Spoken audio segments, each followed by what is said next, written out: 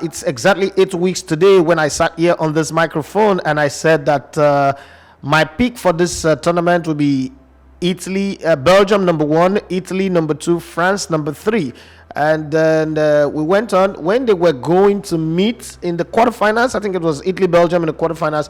And I said, anybody who won that game are going to be the champions of the Euro. And that's exactly what happened. But then the Italy prediction did go down well with a lot of people. They're like, oh, Italy didn't qualify for the World Cup. They don't look like a team. They've been playing against smaller teams in their qualifiers. Mancini is a good coach, but that's just where it ends. It's not a great coach.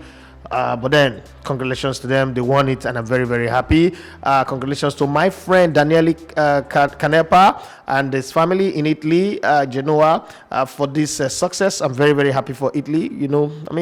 I used to be worried about you, so my connection with the Italians already. So that's fine. But let's look at some things that happened in the football world in this last 1 month. Congratulations to all the people who won to betting predictions. Somebody sent me this wine.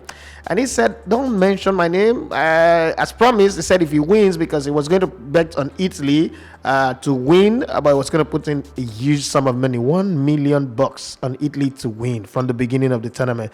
And he said he was going to send me a wine immediately that victory happens. And exactly that is what I got. So this is a good bottle of wine to celebrate Italy's success in the studio for me. But I said I shouldn't mention his name. I shouldn't talk about him because of security reasons. So let's just keep it like that. So Mr. Anonymous, but you know yourself, he's a man. You know yourself, rejoice this morning as you walk and strut your way into the office. Why am I wearing a robe? Leave that for me. Let that be my business. So let's talk about some things that happen in the football space. Okay. I don't know if it's coincidence, but kind of like the first time that Messi is winning a trophy with Argentina at the senior level just so happens to be the time he is not contractually committed to Barcelona. I don't know if it's coincidence. I'm not saying that Barcelona and I wish but just to talk now the fact with the table. My big brother Barrister Paul Musa go say put the fact on the table and leave it. There's no need to do gymnastic on it. But people like saying that Barcelona have been the wish Argentina before, so that they go use the luck till they win for Barcelona. And then Italy won, and in the Copa America, Messi was the player of the tournament. In the Euros competition, Gigi Donnarumma, is the player of the tournament. He is also coincidentally officially clubless at the moment. Yeah, they say he is going to Paris Saint-Germain, but he has not signed anything. So currently, he is clubless, and they also won. Between Bonucci and Chiellini, it's about 70 years at the center back of Italian defense. Here they said that when players are getting old, they will not be able to move, they will not be mobile. They've come up against some of the fastest players, some of the trickiest players, and they prevailed. They are paths to the finals. I've seen them, come face to face with some of the best players in European football, but somehow they prevail. My take on that is the fact that get a good team that is good enough to, work as a unit, and then the experience of the old will be of immeasurable value. Having said that, let's also remember that Italy lost a very key cog in their wheel of progress in this tournament in Spinazzola, but somehow they managed, not just that Spinazzola got injured, the guy who came in the final minutes of the game also was injured in the first game, in the second half of the first game against Turkey, and he didn't play until the finals. That's exactly 1 month. But then Emerson came in. I thought it was going to be the weakest link for Italy all through the tournament, the semi-finals and the finals, but somehow Emerson showed why he can be relied upon, and he led them through. And then in the finals, two key players got out. First off, it was Federico Chiesa. Even though Federico Benedetti came in, one Federico for another, but it didn't come with the trickery and the moves and the swerves and the bourgeois personality that little man that reminds me of Cassano brings to the Italian team. So, but they won eventually. That's not to argue again. Everybody already know that. I'm not going to tell you that, but I'm just giving you my take. Before this competition, we didn't really think that Napoli's player Lorenzo Insigne Insigne was going to be as impactful, as very, very good, even in the finals, especially in the first half. It wasn't in the game, but it was very, very instrumental to Italy's meteoric rise and 33 games unbeaten run since to the finals in these 7 games was very, very instrumental. There is not a single player in the Italian team that you can discount. And now, let's go to the England side. This is the one where we need to talk about. But you can join in on the show 07025000069. Don't forget that. This is the part that I really want to talk about. First, it was Eniola Aluko who said that the shoulders of Bukayo Saka, was too small to play to put the weight of a decisive penalty on. And then Roy Keane went on to say that same thing. Lionel Messi won his first Ballon d'Or when he was 19, if I'm not mistaken. And people will say, "Oh, Lionel Messi is exceptional." That's my problem with the conversation. When Lionel Messi was 19, we didn't know he was exceptional. He was just a teenager running out his teenage years and playing football, but we didn't know he was exceptional at the time. But then he stood up at every time and played. That's why you play football. You cannot be too small. When you're signing professional contract, it is okay. When they selected him for the Euros, it is okay. But then when they lost because he lost the last penalty, it wasn't just him. Let's not forget that experienced players like Rashford, who was taken to a whole tournament just to go and play penalty, didn't also score his penalty. Another player, Jadon Sancho, that was taken to this tournament so that he can bring down his market value so that Manchester United can sign him, also didn't score his penalty. So when we talk about Saka carrying the weight of the world from Owerri to Calvary, like Jesus Christ carried the cross from Owerri to Calvary, I really don't get it. I think that people should sometimes learn to say, when you lose, it's not every lose in football competition that somebody should be blamed or excuses should be made. England pushed above their weight. England achieved more than you expect them to achieve, even though they were aided by Seferin with the rigged fixtures and the semi-finals. I think it came back to bite them. In the history of football, European football, no team have won 2 penalties shootouts, but Italy did that. They won 2 shootouts, and it was very, very good. Jorginho, that is an experienced player who had the chance to just score the goal, and then we will not even be talking about Saka, who is regarded on his match towards the kick. The commentator actually said one of the finest and the best penalty kick taker in the world. Played a lame penalty. Nobody talked about that. So I think that the English are just being, sore losers when they should be celebrating that.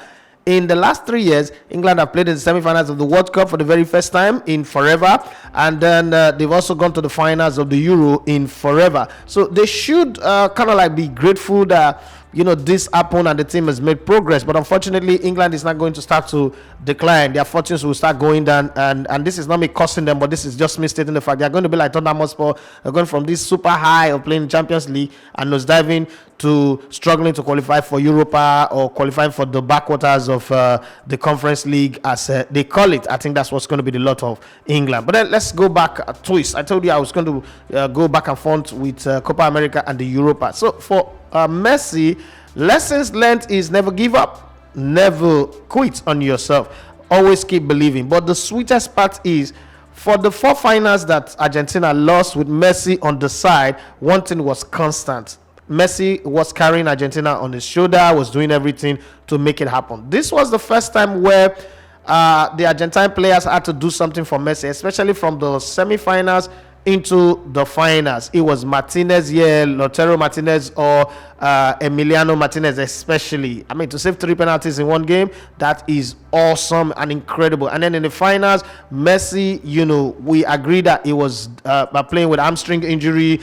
He was bleeding in the semi-finals. It was a bloody one. Don't forget that the South American competition is different from Euros, where everything is under VR, everything is simple and easy. But in South America, it is like, it's war. It's like, it reminds me of back in the day when we used to play Delta Cup in Warri. It was war. Roberto Akariye, Itware Omodagbe, and the rest of that. Umukoro, Invisible Leopard, Bisalo United, Rando, and the rest of them. It was war, and it was brawling as well. And that's exactly what we saw with South America. If you ask me, I like the South American competition way more than the Euros, because the Euros seems to be like very, very soft. But the Italians made it very good because they were up for it from the very first game against Turkey up to the finals against England. But let's stay with the Copa America now. This is my take. Like I said, today I'm just going to be here giving my take as I'm alone in the studio. And I think that England should be happy. One person that I cannot criticize for any reason, even though I tried as much as I can to find a chink in the armor, to find something to criticize him with, was Gareth Southgate. First off, I do not believe that England coaches are as good as Gareth Southgate have shown, taking England to the semi-finals of the World Cup and now taking them to the finals of the Euro. This is an exceptional English coach. Not even the great Sir Bobby Robson, who for the life of me, has been the best English coach since 1960. I've been able to achieve that kind of success. So plenty of credit must go to Gareth Southgate, who's not coached any big club, but have been able to do this with the English national team. And let's not forget that there were a lot of mediocre players in the English national team. It was a first 11 team, and then the guys on the bench were never pulling weight anytime they come in, apart from Jack Grealish, who for me, the reason why Gareth Southgate don't start him, because he doesn't track back. Yeah, he's good with the ball, he could cause you trouble, but then he doesn't track back. And England does not have the luxury that teams like Italy have, that Lorenzo Insigne can play up front and doesn't track back. Federico Chiesa can play up front and doesn't track back because of the experiences of Bonucci, Lozano and the rest of them, that makes it work for them, and then Jorginho and the rest of them. So if you look at that, it's a different kettle of fish entirely. So when you put all that in the basket, kudos to England for coming to the finals. But there was the dirty side of football, a game that the Yobs, or the hooligans as they are called in England, showed. Italian fans were going out of the stadium celebrating, and you can see on the screen, you can see from the pictures, how England fans were brutally attacking them. This is football. I mean, and the kind of energy, what made me sad is the fact that I woke up this morning, I was expecting to see Boris Johnson with his Donald Trump hair coming out hard on them the way he did when he doubled up on the teams that were going to go play the breakaway league, the ESL league. But they've not said anything. There's nothing official yet. Everybody's quiet. The British media is pretending like that video was brought back from Adolf Hitler's era of the Second World War, whereas it was just last night that happened. But now everybody is blind to it. Again, it taught me a lesson in management of the brand. If it was in Nigeria, everybody would at this stage now be tearing down Amaju Pineko, Amaju this, Amaju that. But hey, nobody is ever mentioned the name of the English FA president for what those fans did. And let's not forget, it's a national competition. But then how England managed to play 6 out of 7 games at Wembley is something that we need to go study in school. Maybe Harvard or Yale or Cambridge or Oxford or somewhere, and study it and know how that works. But hey, football is football. These things happen, and you cannot just say you know everything completely. Well, let's get past that a bit and say shout out to people that deserves it. Lionel Messi, shout out to you. Emiliano Martinez, shout out to him as well.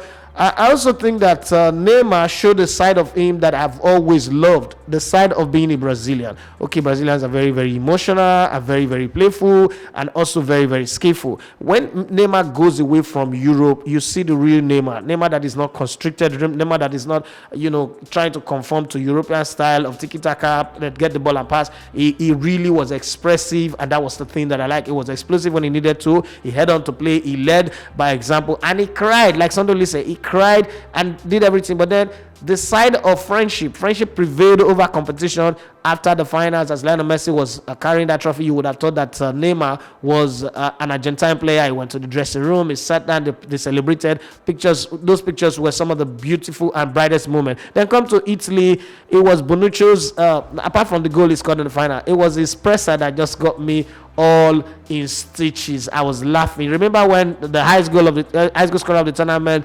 Cristiano Ronaldo, removed Coca-Cola bottles and put it on the side, and then Pogba came in and decided to outdo Cristiano Ronaldo and remove the Heineken bottles. But this time around, Bonucci decided, you know what?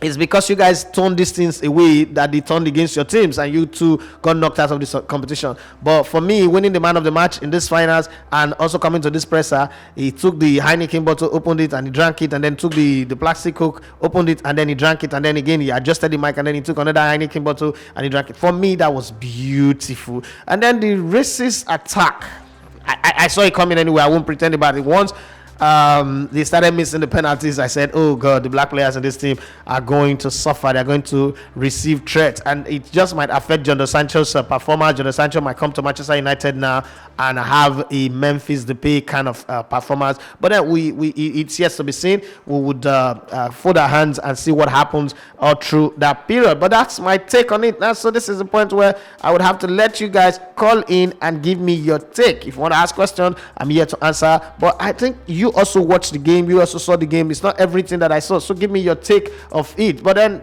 as we continue to talk, maybe I'll tell you my flops of the tournament and teams that impressed me the most. In Euro, it was Denmark that impressed me the most, apart from Italy. In the Copa America, it has to be Venezuela's goalkeeper in the game against Colombia. That was a game that could have ended 11 goals to nothing in favor of Colombia, but the Venezuelan goalkeeper was in Spider-Man mood. He had been beaten in the morning by Spider, and he mutilated Spider, and he was with his spider senses. He could save, if they were playing 10 balls at the same time, he could save all of them. That was for me the moment of the competition. And then there is the moment of football where you just scream at your TV and say your father, and that will have to be Brazil drawing with I think Ecuador in the final group game. It seemed like it felt like match fixing. And then another game that felt like that was England versus Scotland. I think that was when I just felt like, okay, since you guys made us lose this amount of money, you guys are going to lose. And then another game that was very, very annoying was Germany,